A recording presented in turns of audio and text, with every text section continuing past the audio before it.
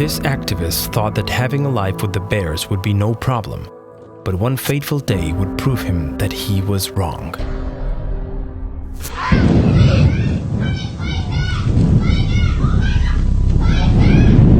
Timothy Treadwell became a celebrity of sorts.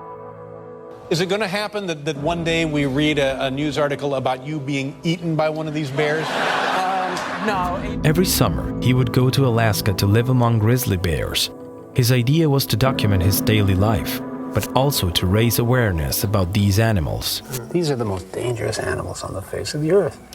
And Wow. you want to go and put yourself in harm's way 24 hours a day? I think they've been misunderstood.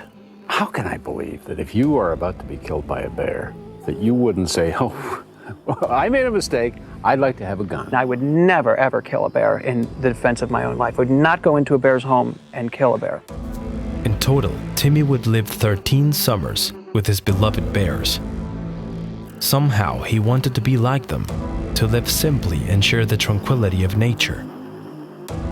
Now, when you're with these grizzly bears, you're surrounded by them. They're very close to you. Is that how you live with them? Yes, I always give them respect and lots of room because, you know, a grizzly's the boss out there. The Grinch has come on to be one of the more frequent bears here in the grizzly maze. The Grinch is a female of about 5 years of age. Oh, hi, Grinch. Hi. And she has kind of an aggressive attitude.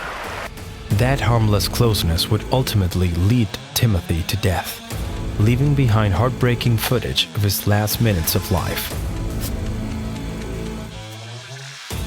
After 13 years of a sort of immunity to bear attacks, Treadwell flew to Alaska accompanied by another person for the first time in more than a decade, his girlfriend, Amy Huguenard. It was during a night like any other that a hungry bear rammed the tent where they slept.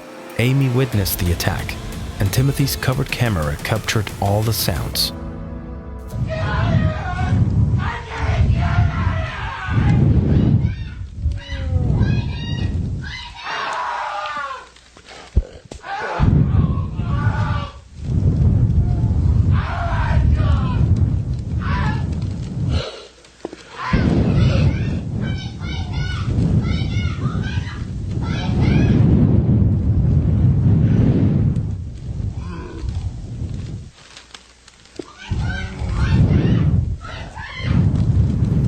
For many, the end of Timothy Treadwell was inevitable. He'd eventually pay for his fascination with grizzly bears, something that no one found too surprising.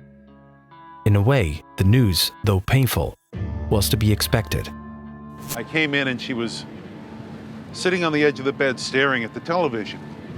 And I looked at the television and I saw Timmy's face.